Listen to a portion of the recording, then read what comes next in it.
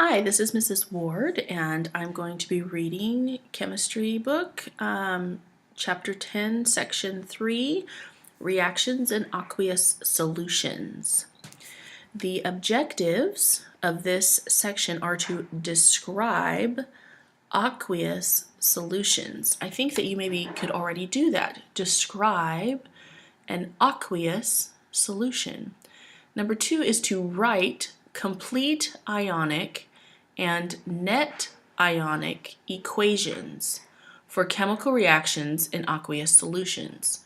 So to be able to write equations, complete ionic equations or net ionic equations for chemical reactions in aqueous solutions. And then finally, to predict, to make a guess, an educated guess, on whether reactions in aqueous solutions will produce a precipitate, water, or a gas. When the reaction takes place in an aqueous solution, what's going to come out of it? What will it produce? A precipitate? Do you remember what a precipitate is? It's a solid that comes out of a solution, water, or a gas. So the vocabulary that we're looking at this section are solute, solvent, aqueous solution, complete ionic equation, spectator ion, net ionic equation. Okay. Reactions in aqueous solutions. Many of the reactions discussed in the previous section involve substances dissolved in water. Okay, I want you to notice this word dissolved. Do you see S-O-L-V? This is solve, right? Or there's an E on there too. Solutions, S-O-L, solutions, and we're going to have solutes and solvent. Okay, all of these words are connected. Okay, many of the reactions discussed in the previous section involve substances dissolved in water. When a substance dissolves in water, a solution forms. So a solution is substances dissolved in water, right? You learned in chapter 3 that a solution is a homogeneous mixture. A mixture means different things put together. Homo as a prefix means same. So a mixture where everything is the same throughout. So once you stir it, or once it comes together, it is a homogeneous mixture. A solution contains one or more substances called solutes dissolved in water. So what you put into the water to dissolve is called the solute. That's what goes into the water, the solute. In this case, water is the solvent, the most plentiful substance in the solution. Aha, solvent, most of the time for us it's going to be water, although it could be other things. A solvent is the most plentiful substance. Whatever you have the most of in the solution, that is called the solvent, okay? An aqueous solution is a solution in which the solvent is water. Water, aqua, right? Aqueous, water solution. So water is the solvent and something else dissolves in it called the solute. Read the How It Works feature at the end of this chapter to see how aqueous solutions are used in hot and cold packs. Aha, like use hot packs, you keep your hands warm in the winter, and cold packs you use when you get an injury in athletics. Aqueous solutions. Although water is always the solvent in aqueous solutions, aha, here it is, always. Although water is always the solvent in aqueous solutions, there are many other possible solutes. Okay, but if there's another solute, it's not going to be called aqueous because aqueous has to do with water. Some solutes, such as sucrose or table sugar and ethanol, grain alcohol, are molecular compounds that exist as molecules in aqueous solutions. Other solutes are molecular compounds that form ions when they dissolve in water. For example, the molecular compound hydrogen chloride forms hydrogen ions and chloride ions when it dissolves in water, shown in figure 10:11. An equation can be used to show this process. Hydrogen chloride gas combined with hydrogen and hydrogen ion in an aqueous solution. Hydrogen chloride gas react to produce hydrogen ion, positive ion, in an aqueous solution plus and chlorine ion in an aqueous solution. Okay. Here's the figure 1011. In an aqueous solution, hydrogen chloride breaks apart into hydrogen ions and chloride ions. Okay, so inside water, the hydrogen chloride, when you put it in water, it separates into these separate ions in the water. Compounds such as hydrogen chloride that produce hydrogen ions in aqueous solutions are acids. They're acids. In fact, an aqueous solution of hydrogen chloride is often referred to as hydrochloric acid. You'll learn more about acids in Chapter 19.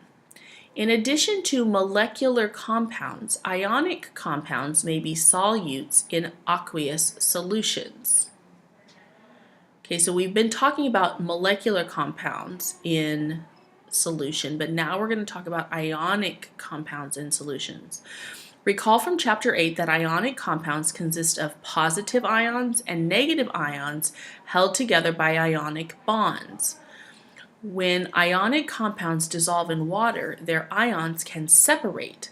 The equation below shows an aqueous solution of the ionic compound sodium hydroxide.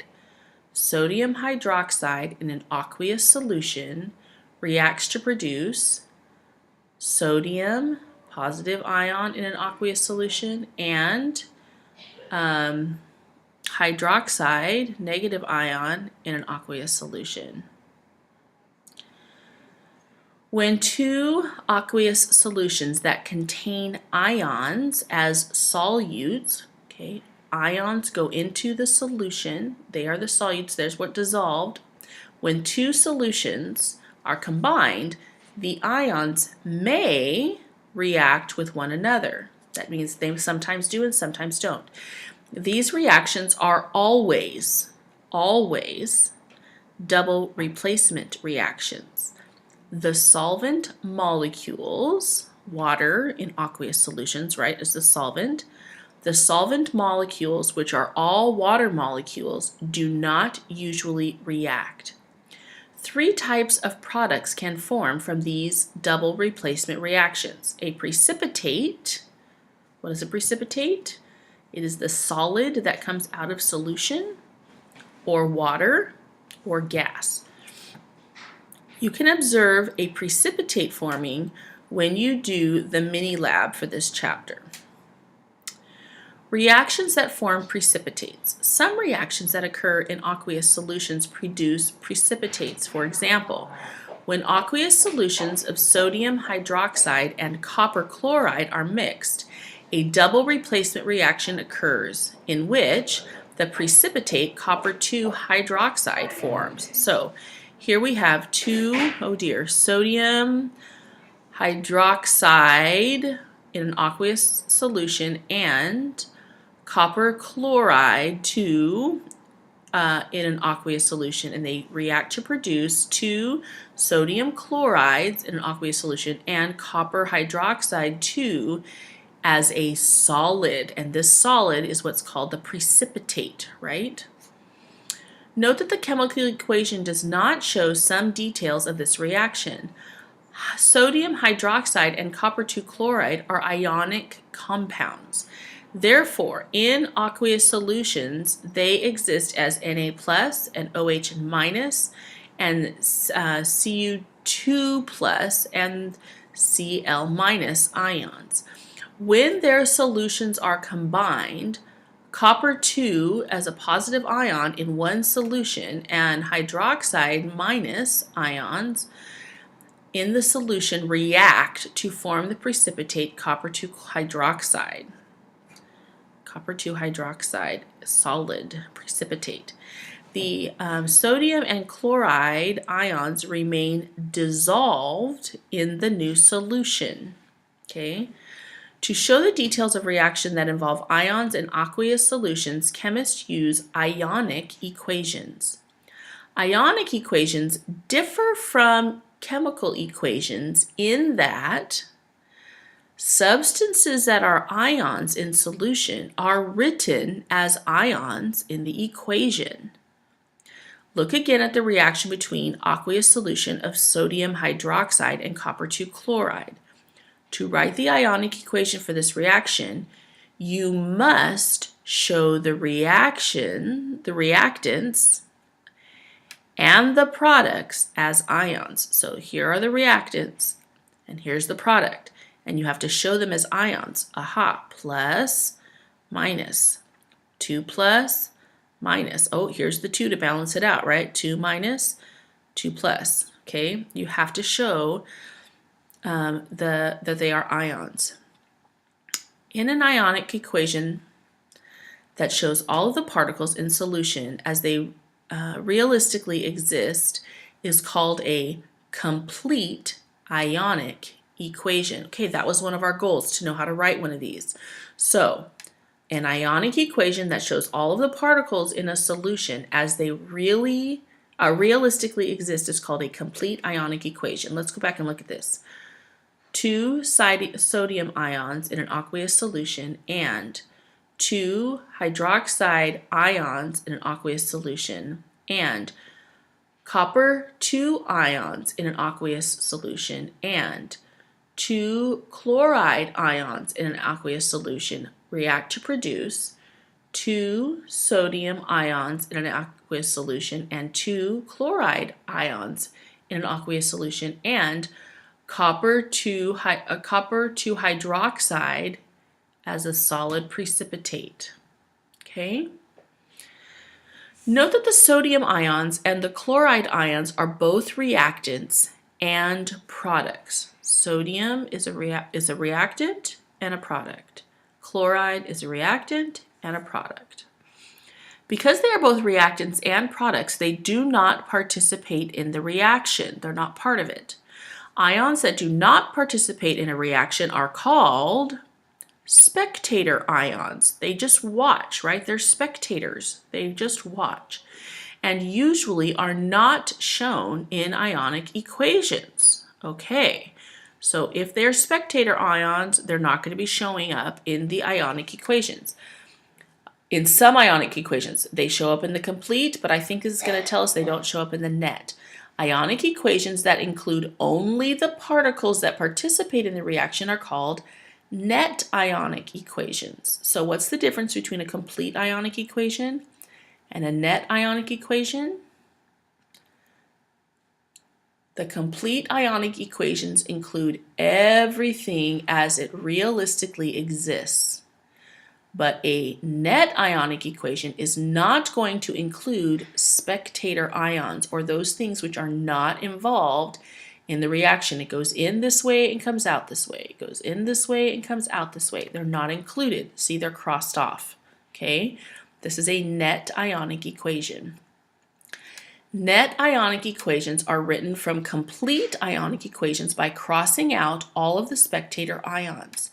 For example, a net ionic equation is what remains after the sodium and chloride ions are crossed out of the complete ionic equation. So this is a complete equation, and this is a net ionic equation.